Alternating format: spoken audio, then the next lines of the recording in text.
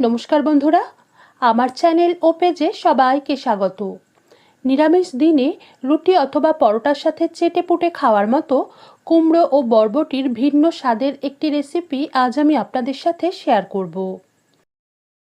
कुमड़ो ओ बरबटिर भिन्न स्वादेर এই রেসিপি বানানোর জন্য প্রথমেই কড়াইতে সরষের তেল গরম করে নিয়ে একটা তেজপাতা, শুকনো লঙ্কা এবং অল্প পাঁচফোড়ন দিয়ে সুগন্ধ বেরোনো পর্যন্ত সাঁতলে দুটো এইভাবে কেটে রাখা আলুর টুকরো হালকা লাল করে ভেজে নিয়ে এর মধ্যে 200 গ্রাম ছোট ছোট টুকরো করে কেটে রাখা কুমড়ো দিয়ে আলুর সাথে কিছুক্ষণ ভেজে নেওয়ার পর কুমড়োর টুকরোগুলো একটু ভাজা ভাজা হয়ে মজতে শুরু করলে দিয়ে দিলাম স্বাদমতো নুন এবং অল্প হলুদ গুঁড়ো।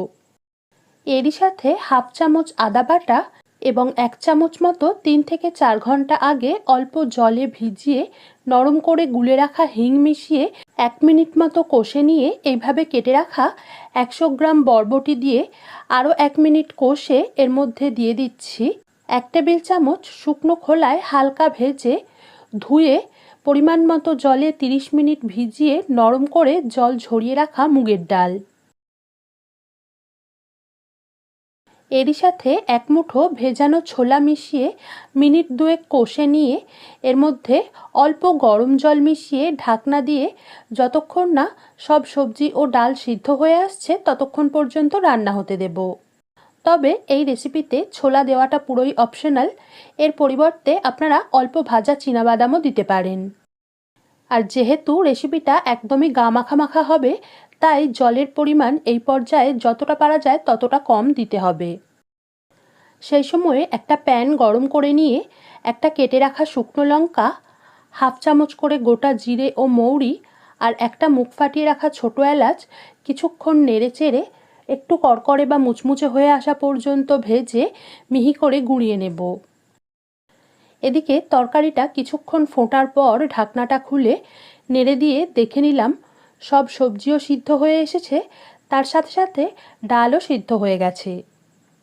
এখানে একটা কথা খেয়াল রাখতে হবে, এই রেসিপিতে মুগের ডালগুলো সিদ্ধ হবে কিন্তু একেবারে গলে যাবে না, এরকম একটু গোটা গোটা থাকলেই খেতে বেশি ভালো লাগবে।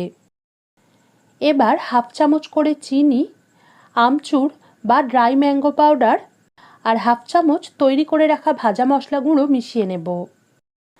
এই রেসিপিতে আমচুরের পরিবর্তে যখন বরবটি দিয়ে আমরা এগুলোকে ভেজেছিলাম তখন অল্প টমেটো কুচিও ব্যবহার করতে পারেন।